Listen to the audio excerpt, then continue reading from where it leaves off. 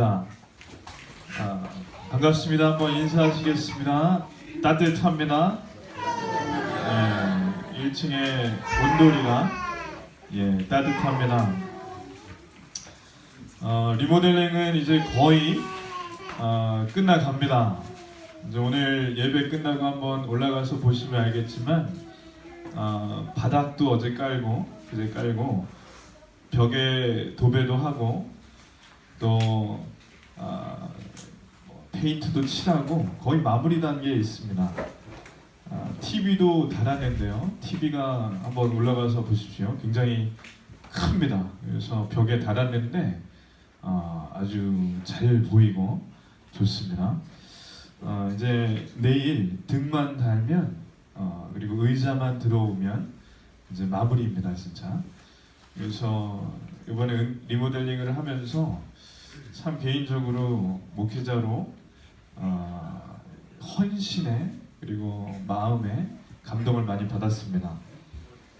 매일 권사님 또 집사님들이 오셔서 일하시는 분들을 위해서 이제 식사를 준비해 주셨는데요. 이제 보통 공사를 하러 가면 이분들이 식당을 정해서 이제 드신답니다. 일주일, 2주, 한 달 그러면 같은 식당에서 드시는데 이제 메뉴가 한정돼 있고 특별히 조미료를 많이 쓴대요. 그래서 이렇게 자꾸 먹다 보면 속도 안 좋을 때가 있고 또 맛이 조미료 때문에 진한데 우리 교회에서는 조미료를 안 쓰시는 걸로 압니다. 그리고 메뉴도 자주 바뀌고 특별히 브루스타에 감자탕을 올려드렸더니 이분들이 감동을 받았어요. 자기들이 공사하러 가면서 여러 곳 전국을 누볐지만 가정이나 어디에서도 식당이 아닌 이상 브루스타에 감자탕 주는 데는 처음이랍니다. 그래서 막 2그릇씩 드시고 원래 1시부터 일을 해야 되는데 감자탕 드신 날은 12시 40분부터 바로 일을 하시더라고요.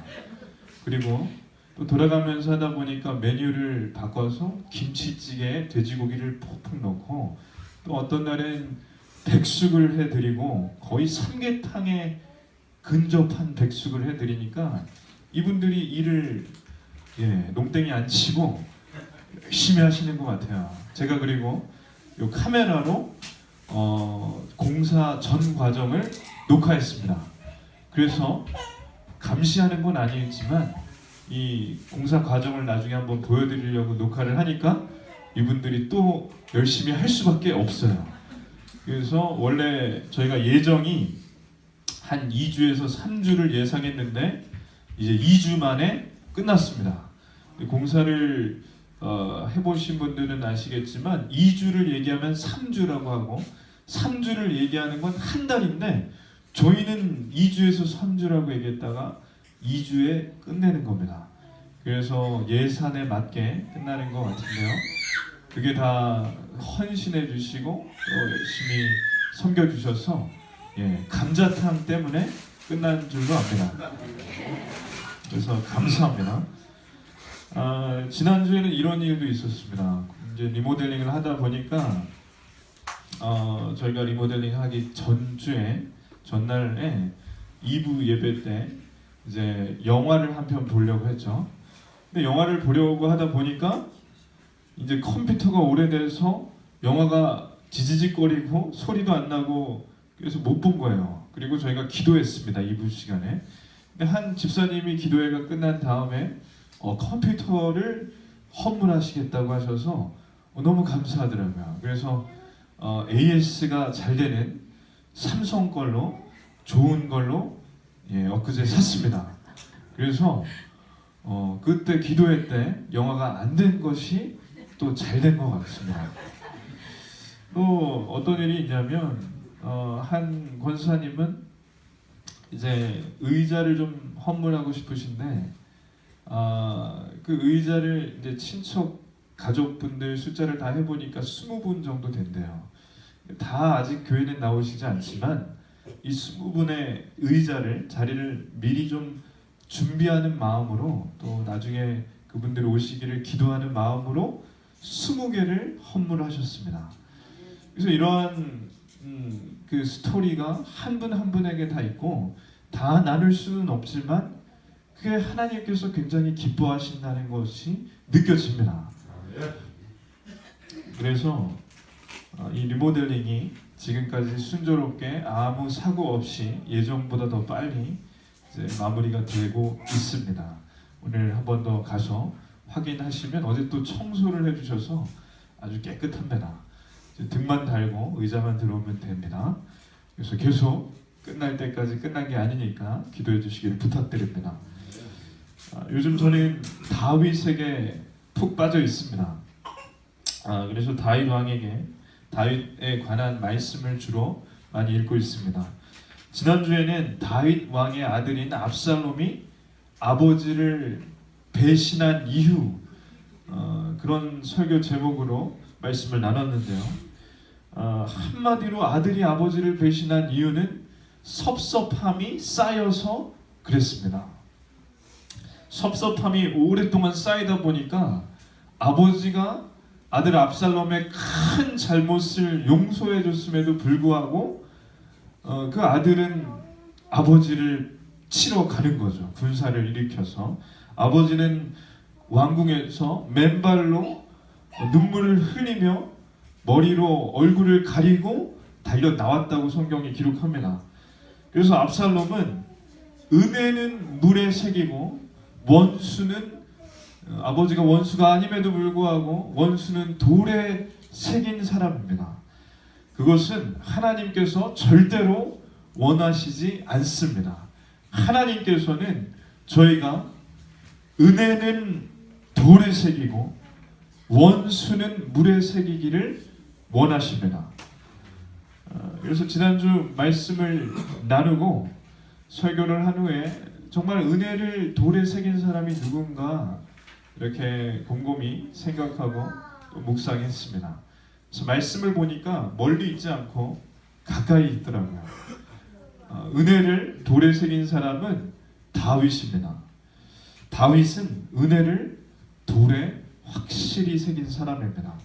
때는 이스라엘이 사울 왕이 통치하던 때로 거슬러 올라갑니다. 이 사울 왕이 이스라엘의 처음 왕이 됐을 때는 인기가 그래도 괜찮았어요. 그 백성들도 사울만 좋아하고 사울이 키도 크고 잘생겼다고 성경에 기록하는데 백성들이 아주 마음에 확 드는 왕이었습니다. 근데 이 왕이 점점 우상을 섬기고 하나님으로부터 멀어지고 또 다윗이라는 아주 신성이 나타난 후에는 사람들이 다윗을 더 좋아합니다. 그래서 사울은 천천히요 다윗은 만만이라 이 얘기를 듣고 사울이 완전히 정신이 횟가닥한 거예요. 그래서 이 사울 왕은 그때부터 사는 목적이 하나인데 다윗을 일단 죽이고 보자는 거예요. 그래서 얼마나 그 악한 마음을 품었는지 성경에 보면 악신이 사울 왕에게 들어갔다고 합니다. 아이러닉한 것은 그 악신이 들어왔을 때 다윗이 하프를 켜면 악신이 떠났다고 하는데 악신이 들어오고 사탄의 앞잡이가 되어 붙잡힌 바 되어 사울이 정신이 나가서 정신을 못 차릴 때는 어떤 짓을 하냐면 창을 들고 다윗이 바로 요 앞에 있는데 주석을 보면 절대로 창을 던졌을 때 피할 수 없는 거리에 있대요. 그러니까 여기 앞에 있는 효건이 형제, 효건 대장님이 있고 제가 사울 왕이면 여기서 저기를 던지는 겁니다. 미안합니다.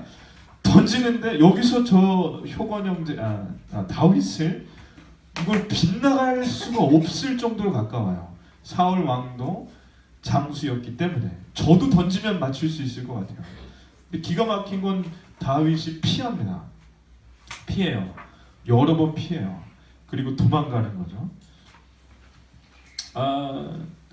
이렇게 사울 왕과 원수지간을 맺었던 다윗이요. 나중에는 사울 왕과 아들 요나단이 죽고 난 다음에 자연히 왕이 됩니다. 자, 이제 왕이 된 다윗이 해야 할 일이 있는데 제일 먼저 할 일이 정적을 없애는 거예요. 저희가 사극을 보면요, 왕이 된 다음에 제일 먼저 하는 일이 뭐냐면 전 왕의 세력을 없애는 겁니다. 왜냐하면 전 왕의 적통을 이어야 된다는 명분을 가지고 쿠데타를 일으키기 때문에 그 명분을 없애기 위해서는 전 왕의 그 핏줄을 없애는 거예요. 새로 씨가 바뀔 때마다. 예를 들면 예전에 드라마 중에 용의 눈물이라는 드라마가 있습니다. 이때 이성계 장군이 위화도 회군을 해서 고려를 치고 왕에 오르는데, 이때 이성계가 왕에 오른 다음에 제일 먼저 한 일이 뭐냐면 고려 말기 최후의 왕이었던 공양왕과 그 아들을 죽이는 거예요. 그래서 드라마에 보면 어떤 장면이 나오냐면 사약을 그 공양왕과 아들에게 줍니다. 그때 공양왕과 아들이 안 먹고 칼로 자결하고 죽어요. 근데 거기서 끝나는 게 아닙니다. 왕자들과 공주들을 다 죽이고요. 왕씨성을 가진 사람은 다 죽이는데 어떻게 하냐면 배에다가 왕씨성이 있는 사람은 다 잡아다가 넣어요. 배에 태우고 어디로 가냐면 거제도나 어디죠? 거제도나 이런 섬 앞에 가서 이 사람들을 물에 다 빠뜨리는 거예요. 수장시켜서 죽이는데 그때 숫자를 다 세지는 못했는데 최소 수천 명이 거기서 물에 빠뜨려서 죽였답니다. 근데 거기서 끝나는 게 아니에요. 왕씨성을 가진 사람은 또 찾아내면 죽이는 거예요.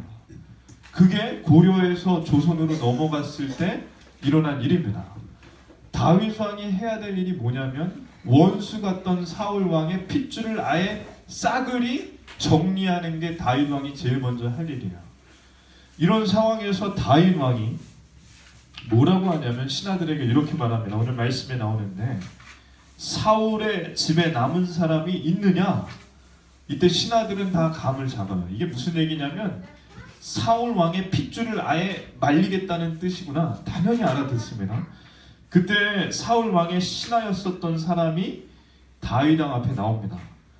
다윗 왕은 분명히 이렇게 얘기해요. 내가 사울 왕의 핏줄이 있으면 은총을 베풀리라. 근데 이걸 고지그대로 듣는 사람은 없습니다. 어찌됐든 간에 한 신하가 나와서 이렇게 얘기해요. 요나단의 아들 하나가 있는데 다리 저는 자인이나.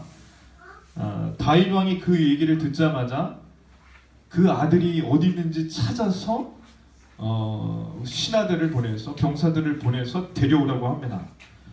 그 아들이 누구냐면 요나단, 다윗의 친구였던 요나단, 다윗의 원수 같던 사울의 손자이자 요나단의 아들인 무비보셋이에요. 그래서 사울의 핏줄 중에 무비보셋만 남은 겁니다. 이 무비보셋은 참 삶이 기구한데요. 어떤 삶이냐면 5살 때 아버지인 요나단과 할아버지인 사울 왕이 블레셋 군과 싸우는 전장에 나가서 같은 날 같은 시에 죽습니다. 왕궁에 있던 무비보셋은 유모가 이렇게 할아버지와 아버지가 죽었다는 소식을 듣자마자 그때 무비보셋이 5살, 저 하람이만한 애인데 이 아이를 안고 왕궁에서 급하게 나와요. 근데 급하게 나오다가 발을 헛디뎌 넘어지면서 아이를 땅에다가 이렇게 던지게 됩니다. 그때 하람이만한 아이가 땅에 굴르는데 잘못 굴러서 다리가 부러져요. 그리고 그 두 다리가 부러진 다음에 치료를 제때 못 받아서 평생 불구로 지내는 겁니다. 그리고 아까 말씀드렸듯이 다윗 왕이 집권을 한 다음에 제일 먼저 할 일은 사울 왕의 핏줄을 정리해야 되는 거기 때문에 이 무비보셋은 남의 집에 숨어 살아요. 그 집이 아까 나온 마길이라는 사람의, 마귀가 아니라 마길이라는 사람의 집에 단칸방 얻어서 숨어 사는 겁니다. 그러니 이 무비보셋은 자기가 죽을 날이 가까워 있다는 걸 알고 항상 숨죽이며 사는 거죠. 그때 그 무비보셋이 어디 사는지를 이 이름도 이상한 시바라는 신하가 왕에게 얘기를 하자 다윗 왕이 무비보셋을 데려오라고 합니다. 그래서 병사들이 가는 거예요. 마길의 집에 가서 무비보셋은 왕의 명을 받들라. 그때 무비보셋은 마음의 준비를 합니다. 내가 드디어 내가 올 것이 왔구나. 올 것이 왔다. 내가 죽었구나. 꼼짝없이 붙들려 가서 죽었구나. 그래서 현관문을 다리를 절뚝거리면서 나옵니다. 그리고 병사의 부축을 받아서 다윗 왕 앞에 나옵니다. 다윗 왕이요, 이 절뚝거리면서 나오는 청년 무비보셋을 보는데 이 마음이 굉장히 아파요. 자기의 가장 친했던 친구가 죽고 그 아들이었던 5살짜리 꼬마 아이가 이제 성장했는데 다리를 절고 있는 걸 보니까 마음이 점여집니다. 그때 다윗이 벌벌 떨고 죄인처럼 엎드린 무비보셋에게 이렇게 말합니다. 무비보셋아, 무서워 말라. 내가 반드시 내 아비 요나단을 인하여 내게 은총을 베풀리라. 내가 내 할아버지 사울의 밭을 다 내게 주겠고 또 너는 항상 내 상에서 먹을지니라. 아멘. 자, 무비보셋은 지금 자기가 꼼짝없이 죽는 파리 목숨이라고 생각하고 벌벌 떨면서 왕 앞에 엎드려 있는데 왕이 하는 얘기가 뭐냐면 은총을 베푼대요. 그리고 사울 왕의 어마어마한 재산인 밭도 다시 돌려준다고 하고 왕자들처럼 왕의 식탁에서 같이 식사를 하는 특권까지 준다고 합니다. 이유는 한 가지입니다. 무비보셋의 아버지 요나단 때문에 그렇습니다. 요나단이 다윗이 왕이 되기 전부터 친구였어요. 좀 이상한 관계인 게 요나단의 아버지는 사울 왕이고 사울 왕은 다윗을 죽이려는 사람입니다. 원수지간인데 가장 친한 친구는 그 원수지간인 아버지의 아들이고 그 아들과 가장 친한데 그 아버지는 원수라는 이런 로미오와 줄리엣 같은 상황이죠. 다윗에게 사울 왕이 창을 던질 때 요나단이 아버지에게 가서 제발 그러지 마시라고, 다윗이 우리 나라를 위해 꼭 필요한 장군이고 아버지를 위해서 정말 필요한 오른팔이지 아버지를 배반할 리가 없다고 다윗을 옹호해 주는 게 요나단입니다. 근데 아버지는 절대 포기하지 않아요. 다윗을 죽이려고 계속 창을 던지고 군대를 이끌고 쫓아갑니다. 그럴 때마다 요나단이 막다가 다윗이 도저히 어쩔 수 없어서 피신해 있어요. 그리고 요나단하고 얘기하는 게 이겁니다. 내가 이제 피신해 있을 때니까 마지막으로 한 번 더 아버지 사울 왕께 한번 의사를 여쭤보고 나를 어떻게 할지 한번 알아봐 달라. 그러니까 요나단이 어떻게 하냐면 알겠다고 합니다. 그리고 아버지 사울 왕에게 가서 다윗을 제발 용서할 수 없냐고 하니까 반드시 내가 그놈을 죽이리라 그렇게 얘기를 해요. 그래서 요나단이 다윗에게 사인을 보내서 다윗을 살려줍니다. 사실은요, 요나단은 다윗을 살려줄 필요가 없어요. 자기가 가만히 있으면 아버지가 다윗을 잡아서 죽이면 자기가 왕이 됩니다.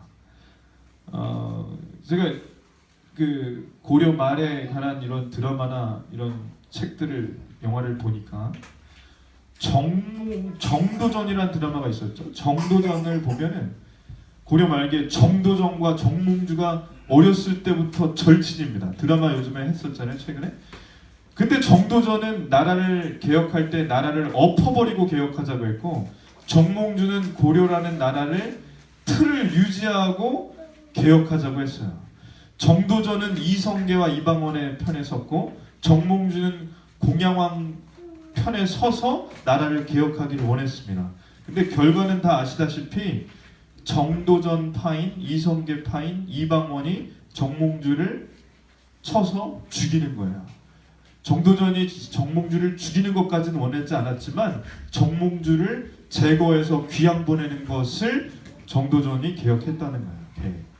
무슨 얘기냐면 왕권을 얻기 위해서, 권력을 얻기 위해서는 사람은 무슨 짓이든지 할 수 있습니다. 요나단은 그러면 어디에 숨었는지 얘기해줘도 되고요, 자기가 왕이 되기 위해서는 어쩌면 가만히 있어도 되는데 다윗을 살려주는 거예요. 그리고 성경을 잘 보면 요나단은 다윗이 왕이 될 것을 알았습니다. 그래서 다윗에게 이렇게 얘기합니다. 다윗을 살려주기 전에 이렇게 얘기해요. 너는 내가 사는 날 동안에 여호와의 인자하심을 내게 베풀어서 나를 죽지 않게 할 뿐 아니라 여호와께서 너 다윗의 대적들을 지면에서 다 끊어버리신 때에도 너는 너의 인자함을 나의 집에서 영원히 끊어버리지 말라. 아멘. 이게 무슨 얘기냐면 다윗아, 네가 나중에 왕이 될 것이다. 그때 내가 하나만 부탁하자. 내 자손들에게 인자함을 베풀어 주기를 부탁한다. 이것만 약속해 주면 좋겠다. 이게 다윗과 마지막 얘기한 겁니다. 요나단은 이 이후로 죽어요. 아버지 사울도 죽습니다. 그리고 다윗이 왕이 됐어요. 그리고 세월이 흘러서 무비보셋이 있다는 걸 알게 됐습니다. 그러면 사람이요, 자기 친구가 죽은 다음에 그 친구의 아들이 왕권을 위협하는 존재가 될 수 있다면 제거해야 되는 게 보통 사람인데 다윗이 어떻게 하느냐? 이 약속을 지킵니다. 무비보셋을 끌어안고요, 재산을 다 돌려주고요, 왕자같이 대주고 그 이후로 죽을 때까지 보살펴 줍니다. 그래서 다윗은 자신을 살려준 친구 요나단에게 은혜를 갚습니다. 그래서 이것이 은혜를 돌에 새긴 겁니다. 저희가 은혜는 물에 새기지 말고 은혜를 돌에 새기는 다윗과 같은 사람이 되기를 축원합니다. 저는 하나님이 왜 다윗을 좋아하시는지 뭐 여러 방면으로 알겠지만 오늘 말씀을 통해서도 확실히 알 수 있습니다. 하나님이 원하시는 사람은 은혜를 정말 돌에 새기는 사람, 그리고 원수는 물에 새기는 사람이라는 것을 저희가 알 수 있습니다. 근데 문제는 뭐냐면 사람이 죄인이나 은혜는 물에 새기고 원수는 돌에 새기게 돼 있습니다. 왜 그러냐면 사람이 죄인이기 때문에 그래요. 본능적으로 그래요. 상대방이 잘해준 거는요, 기가 막히게 잘 잊어버려요. 상대방이 잘 못한 거는요, 죽을 때까지 잘 기억해요. 왜 그러냐면 죄인이라 그렇습니다. 다 아닌 척 하시지만 다 그렇습니다. 네, 아멘도 없지만 확실히 그렇습니다. 참 희한해요. 요즘에 저희 애들이 이제 좀 커서 말을 곧잘 합니다. 근데 최근에 제일 많이 하는 말이 아빠 미워. 전 너무 억울해요. 아빠 미워. 근데 이유가 뭐냐면 잘 보는 켈로카봇이라는 만화 TV를 보는데 1시간 넘게 보니까 껐어요. 그래서 아빠 미워해요. 근데 왜 억울하냐면 밥을 먹여줬고 세수를 시켜줬고 일을 닦아줬고 유치원에 데려다줬고 데려오고 옷도 사주고 없으면 얻어 입히고 물론 저보다 아내가 더 했겠지만 다 해줬는데 아빠 미워. 그러니까 너무 억울합니다. 그래서 아빠가 밉다고 방에 문을 쾅 닫고 들어가요. 5살짜리가. 네, 누군지는 얘기 안 하겠습니다.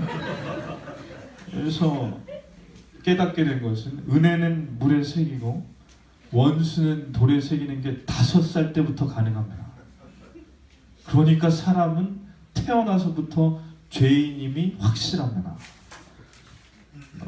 분명히 그날 먹고 싶은 짜장면을 사줬고 젤리도 사줬고 어떻게 이럴 수가 있는지 저는 이해가 안 갑니다.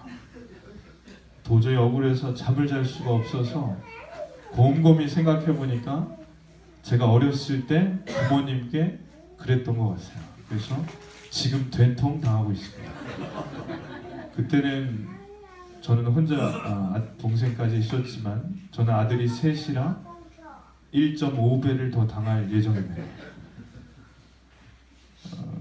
그래서 자식 키워봤자 다 소용없다는 말이 진실임이 증명되었습니다. 그렇게 되지 않기를 간절히 기도합니다. 이번에 대통령이 탄핵이 됐는데, 그래서 탄핵되기 전에 청문회에 나온 증인들이 이렇게 질문에 답하는 걸 잘 봤어요. 청문회에 나온 비선 실세들이 이렇게 나왔는데 잘 보니까 한참 모여서 죄 지을 때는 형님, 아우, 선생님, 뭐 차관님, 뭐 비서실장님 그러면서 아주 죽이 맞아서 그렇게 했던 사람들이 이제 청문회 나와서는 모른대요. 난 저 사람을 본 적도 없대요. 나는 최순실을 이름도 들어본 적이 없대요. 전혀 알 수가 없대요. 그리고 기업 회장님들도 굉장히 면접을 보면 다 떨어질 만한 답을 했다고 하더라고요. 그런 걸 보니까 의리도 없고요.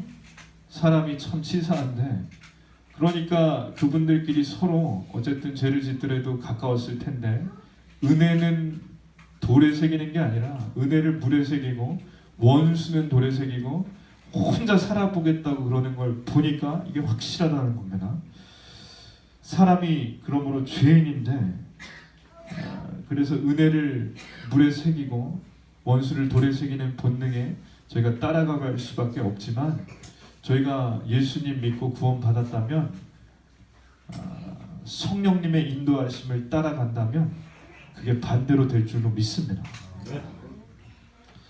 다윗을 보면 은혜를 돌에 새겼습니다. 그리고 하나님께서 다윗을 좋아하는 게 확실합니다. 저희는 예수님이 저희를 깨끗이 죄 없다 하시고 저희를 살려주셨기 때문에 그 은혜를 사람들에게 갚아야 할 줄로 믿습니다. 제가 버스에 밟히는 교통사고를 당해보니까요, 그때 실제로 머리가 밟혔습니다. 근데 하나님께서 살려주셨고, 아내와 하람이 하빈이도 확실히 정말 신기한 게, 하람이 하빈이 아내가 여기 이게 긁히지도 않았어요. 저만 머리가 뽑히고 저만 뇌진탕 3일 이렇게 되고, 그래서 신기한 건 뭐냐면 하나님께 처음엔 굉장히 감사하다가 약간 서운하더라고요. 왜 나만 다쳤지? 저만 병원에 입원했으니까. 그게 낫죠. 예, 아멘. 네, 하나님께서 저희 가정을 살려주셨고, 확실히 하나님께서 살아계신 것을 그때 깨달았습니다. 너무 감사하죠. 근데 이게 뭐가 문제냐면, 병원에 있고 퇴원한 다음에 이 버스 기사가 용서가 안 돼요. 버스 기사가 전화를 안 해요. 미안하다는 얘기는 안 해요. 그 사람도 아파서 병원에 입원했다고 하는데, 전화를 한 번 하긴 했지만 30초 미안하다고 하고 끊었어요. 그 이후로 연락이 안 돼요. 이게 용서가 안 되는 거예요. 용서가 6개월 동안 연락이 없었어요. 근데 6개월 뒤에 연락이 왔습니다. 왜 왔는지 아세요? 합의해달라고. 그때 동대구역에 만나러 가는데 이제 분이 안 풀리더라고요. 갑자기 그 사고 난 순간이 떠오르면서 합의해달라고 온다는 게, 이게 도저히 이해가 안 되고, 이 사람이 도대체 어떤 사람인지 얼굴을 보러 나갔어요. 합의를 해주고 안 해주고를 떠나서 도대체 이 사람의 얼굴을 한번 보자고 나가는데, 하나님께서 주시는 마음이 하나 있었습니다. 지금도 확신하는데 합의해 주라는 거예요. 근데 저는 이해가 안 돼요. 이해가 안 되고, 멱살을 잡아야 된다. 멱살을 잡을까? 얼굴을 한 대 세게 한번 이렇게 쥐어 박을까? 근데 한편으로는 합의를 해줘라. 안 됩니다. 멱살을 잡아야 됩니다. 합의를 해줘라. 이게 무슨 천사와 사탄이 왔다 갔다 하는 것 같이 양쪽에서 저에게 얘기하는 것 같아요. 동대구역에 내려서 그 사람을 만났는데요, 제가 이걸 사람의 외모를 폄하하는 건 아닌데 기가 막히게 김정일을 닮았어요. 정말 이상하게 닮았어요. 파마까지 하고. 나이가 50대 후반이었습니다. 근데 굉장히 당당해요. 너무 놀라워요. 저희 가정은 죽을 뻔했는데 당당한 게 좀 더 거기서 이제 화가 나는데, 이분이 뭐라고 하냐면 죄송합니다. 그리고 뭐라고 하는지 아세요? 저희 아내가 암에 걸렸고 제 아들이 이혼을 했고 제 딸이 실직을 했습니다. 근데 물론 그게 긍휼한 마음을 가질 수는 있는데, 미안하다는 얘기를 좀 많이 하고 그 얘기를 해야지. 미안합니다. 저희 집에 아내가 이렇게. 그러니까 이게 너무 힘들더라고요. 근데 하나님께서 주시는 마음은 그럼에도 불구하고 합의를 해주라는 거예요. 그래서 제가 얘기를 했습니다. 선생님 교회 다니시나요? 그러니까 안 다닌대요. 대신에 제가 목사님들을 많이 안 돼요. 아니 그거는 쓸데없고, 교회 다니시나요? 그랬더니 안 다닌답니다. 그러면 선생님 교회 다니십시오. 제가 합의해드리겠습니다. 그래서 거기 대구에 있는 수성경찰서에 가서 사인해줬어요. 사인해주는데 사인해주고 싶지 않아요. 이게 떨리더라고요. 이게 해줘야 되는데 한쪽에서는 멱살을 잡고 싶은 마음이 있는 거예요. 근데 합의를 해줬어요. 그리고 그분을 보내드렸습니다. 근데 가면서 굉장히 밝게 웃으면서 행복하시라고. 뭘 행복할 게 다 있나. 참 특이한 분이다. 우리 가정은 죽을 뻔했는데. 어찌됐든 간에 그분이 웃으면서 가시니까 얄밉지만 뭐 그 이후로 연락 온 건 없습니다.